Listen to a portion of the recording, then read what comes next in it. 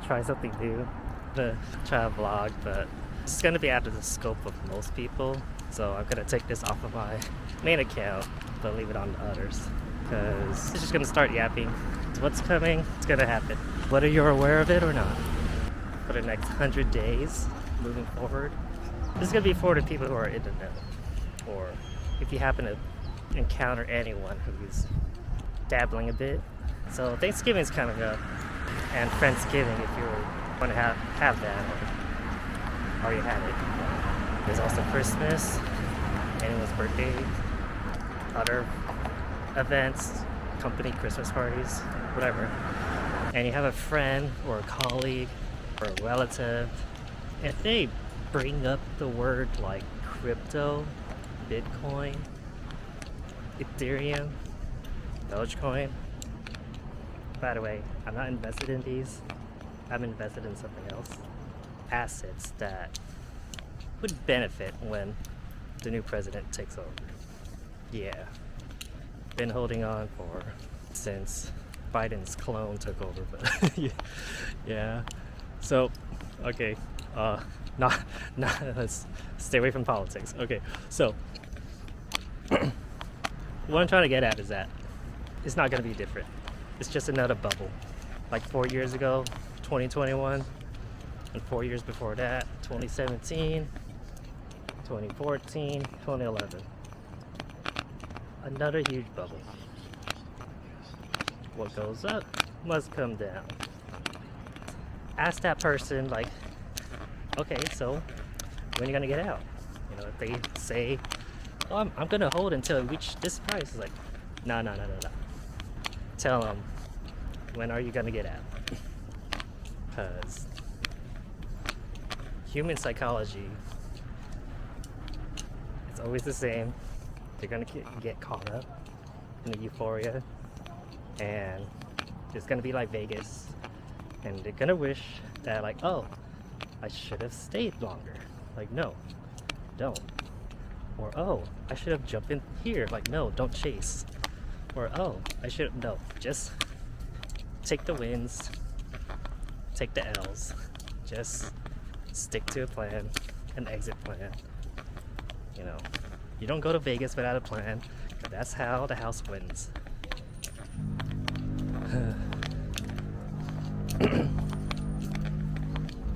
For those of you who, like, you know, don't understand, you know, NFTs, like, I'm not talking about NFTs, I'm talking about like RWAs, you know, I'm talking about DIDs or, you know, BRICS, WEF, the IMF, BIS, you know, things are starting to warm up, but it's always the same thing. Turn on the news, you turn on the radio, what's the first thing they talk about? Bitcoin. What's the second thing people talk about? Probably Dogecoin. I mean, yeah, I mean, there's also Ethereum, it's a lot of it. Whatever, just, it's the same thing. It's a bubble that happens every 4 years. You know, 1 year of everything going up. Like, oh, this is gonna change the world. Like, no. No. Because when it turns upside down, it's gonna be 3 years. 3 years of everyone saying, like, oh, how's your so-and-so? Or, oh, did you hear about this scam or this collapse? You know, like the last bubble, we had Terra Luna in May. We got SBF, Sam, going to jail. Yeah, January, February is gonna be crazy, but again, I'm stick to the plan. Don't want to cost average out. Don't FOMO back in, because whatever happens in March, especially March, I got a bad feel. I won't explain it because I don't want to make this video longer than it should be. March, April, whatever happens, I'm gonna be mostly out of it. So yeah, but yeah, you know, November's looking good. I'm keeping up. December, Can't wait for December. Can't wait for December. But even though I'm not providing context, I'm just for the people who kind of in the know for the past since the last bubble, at least the past 12 months or some shit. Whatever. Seriously, if you hear anyone just like, mention like, oh hey, about crypto, just sincerely ask them like, hey, you have a exit plan? Yeah, so I don't know. Anyways, I'm gonna make a follow-up video in 2 weeks, see what I have to say, recap, because things are just getting started. Alright, peace. I think at the end of the day, people like me and you, Bull, we're not here to guide anyone. We're here to remind people, and because we've lived through certain experiences in life and we've gone through a couple of these cycles and whatever, wherever we're at with our own investment thesis and our own wealth plan, we've built the calluses to, deal with the pain and to deal with the mistakes and to deal with some of these detours that come up along the way. And that's what makes you a real investor. It's not all about winning. It's how do you react to a loss. It's what do you do after you trip and fall. And that's really my way of just telling you why advise somebody to likely trip and fall. It would be the worst fucking thing that I could do as a leader, So although, yes, you might be able to pull off something miraculous, I don't want to advise such a thing because I've watched it go the opposite way. And then those same individuals, they don't have the skin in the game to know how to emotionally react to those things happening. They just don't. They get really depressed. I've watched people become suicidal because of the final moments of a bull run going wrong for them. Like, it sucks to say, but it's facts. People killed themselves in the last bear market, bro. And I know some people that are listening right now, they're like, but I wouldn't do that. I'm strong. All right.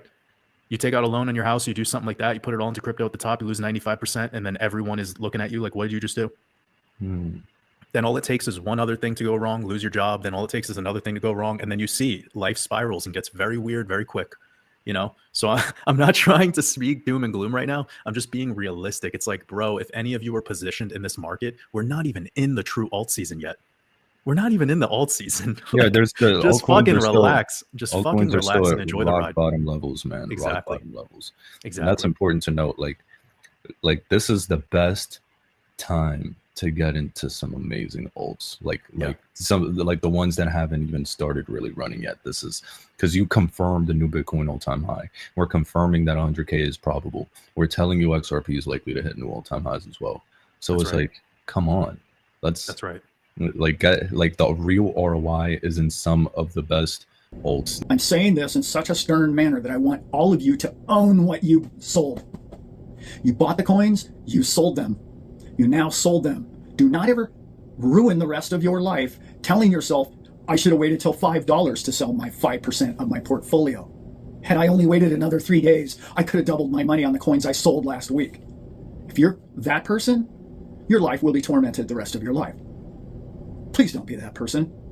Please don't tell yourself that, oh, Brad Kimes or Zach or somebody told me to sell at such and such number and it's his fault now that I should have doubled as much as I sold 5%. Please don't. Please don't ruin your life. That's bad energy. It's useless and it's getting you nowhere. Take solace, if you will, in the fact that you still have 95% of your future ahead of you to sell. That's the most important trading advice I can give any of you. Be blessed and honestly true with yourself of the value that you sold at and what you purchased or what it did for your kids or what it did for you or it just gave you a vacation or whatever it might have been that you spent that 5% of your first exit out, 1% out, whatever it is that you exit out of your first trade. Don't ever look back in the rearview mirror and say, well, I should have waited longer with that first trade out. This is why I don't recommend anybody selling 25% of their portfolio the very first big move. I hope that helps you all. I hope you understand the significance of this because I happen to know that almost all of you are going to fail in this. Because again, it's human emotion. We grip really, really hard when it comes to digits and money. And remember, money and digits are simply a tool for you to enjoy your life. That's all they are. This yacht, this place, all of it, not mine, by the way, I work here. All of this is simply life's pleasures. life's opportunities. Go out and live them. Spend more time under the shade of a beautiful tree and enjoy your life. And quit stressing about the fact that I sold too many coins at such a cheap price. If you do that to yourself, you will ruin the remainder of your trades going forward. You will grip too hard, you will wait too long, and you will go beyond the bull market, and you will be standing there with 95% of your bag, and it'll go all the way down, and you'll say, well, it'll go back up again, and you'll be 2 or 3 years again with having this massive bag. How do I know that? I've been through 3 bull runs, and all 3 of them I've done basically that same thing. Do I enjoy it? If you're under 30 years old, sure, you can do that a couple of times, a couple more bulls maybe. I'm talking about the rest of us who are middle-aged or older, and we're in a time of our lives where it's like, I got to enjoy the dessert. I've had this incredible meal. It's been wonderful. I need a dessert. Okay, that'll just top my whole night off. You've worked really hard. It's been a long drought. It's been a period of time that has tested you and your patience and your will. You must reward yourself with something fun, something enjoyable. Do something for your friends or your family with it. Don't just do it for yourself. Do it for why you did it to begin with, which is to make yourself happy and enjoy life.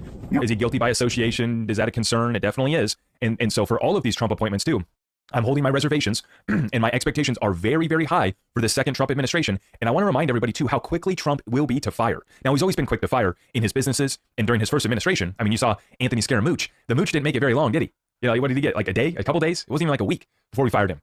So I want everybody to remember that with the second go-around here, all these appointments, Trump doesn't have to worry about re-election. He doesn't have to worry about getting voters again. It's all about executing on the mission. So my expectations are high, and I predict that Trump will be axing anybody who stands in the way of his agenda and putting America first. So watch this closely. But let's listen in here. This is what Scott Bessent had to say about Donald Trump's crypto policies. Take a listen. I've been excited about the president's embrace of crypto, and I think it fits very well with the Republican Party, the ethos.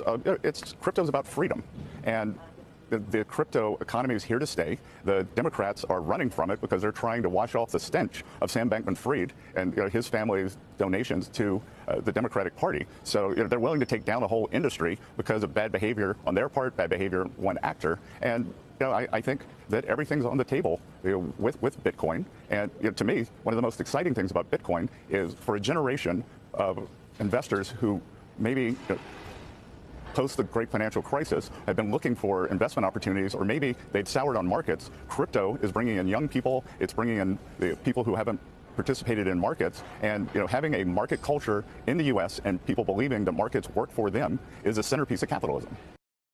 And that's exactly what we need in there for Treasury Secretary. Like I said, you can look at some of these guys and who they rub shoulders with, who they've been partners for, chief investment officers of Soros Fund Management.